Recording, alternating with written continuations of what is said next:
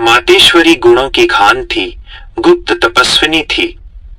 ब्रह्मा कुमारी दादी निर्मल शांता जी कहती हैं, मम्मा बहुत गंभीर और शांत थी। मम्मा मुरली भी चलाती थी तथा यज्ञ की सारी जिम्मेवारी भी निभाती थी।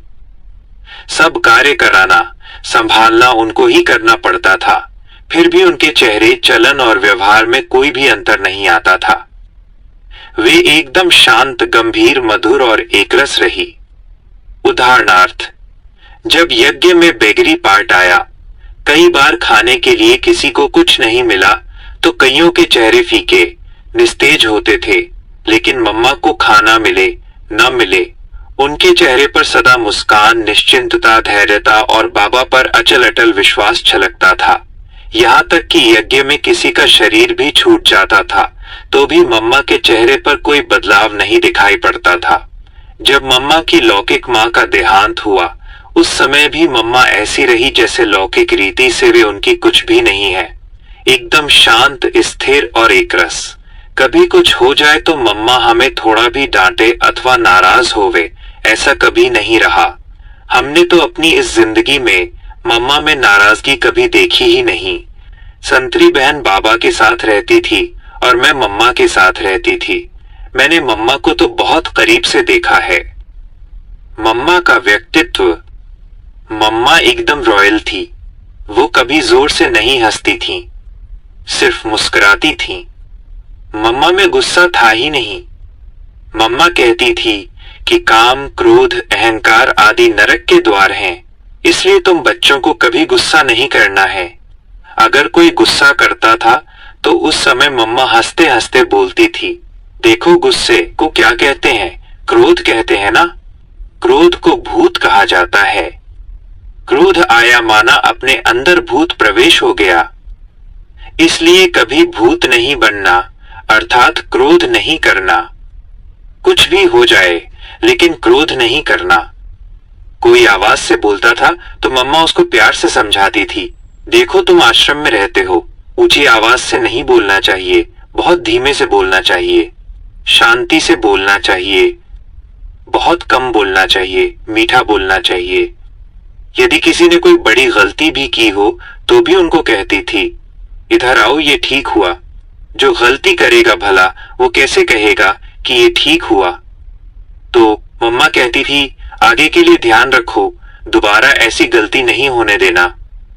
मम्मा कभी ये नहीं पूछती थी कि ये गलती क्यों हुई, जो हुआ सो हुआ, लेकिन उसको प्यार से सुधारने की युक्ति और शक्ति प्रदान करती थी। इस प्रकार प्यार से, इशारे से उस व्यक्ति के हृदय का परिवर्तन कर देती थी।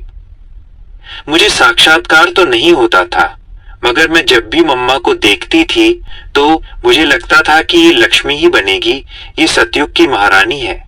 मैं सेवा नहीं करती थी, शहजादी जैसे रहती थी।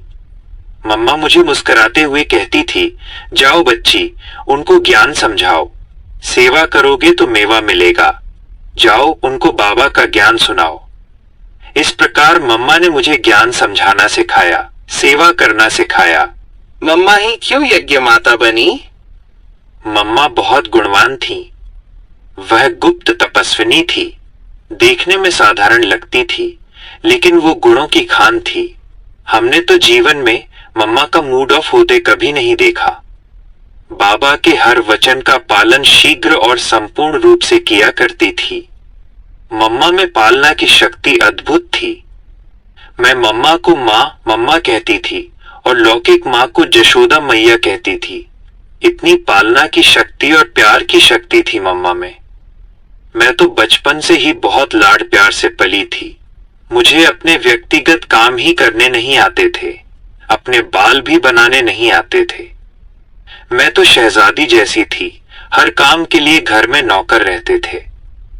लेकिन मम्मा ने मुझे हर कार्य करना सिखाया, गाड़ी चलाना, ज्ञान समझाना, बर्तन मांजना आदि आदि। इसका आधार मम्मा की स्नेह शक्ति और पालना शक्ति थी। इन्हीं श्रेष्ठ संस्कारों ने, मीठे स्वभाव ने एवं दैवी गुणों ने मम्मा को यज्ञ माता बनाया। हम मम्मा बाबा के तख्तनशीन कैसे बने? पहली बात है, कोई भी गलती न करो। काम, क्रोध आदि का अंश मात्र भी न हो, देह अभिमान न हो, निरंतर अशरीरी स्थिति में रहो, दिल से बाबा को याद करो और सेवा करो, तब मम्मा बाबा के तख्तनशीन बनेंगे। मम्मा की तरफ से ब्राह्मण परिवार के लिए संदेश। मम्मा की तरफ से ब्राह्मण परिवार के लिए मेरा यही संदेश है कि मम्मा हमेशा कहती थी, क्रोध भूत है। बाबा के बच्चों, कुछ भी हो जाए परंतु क्रोध नहीं करना।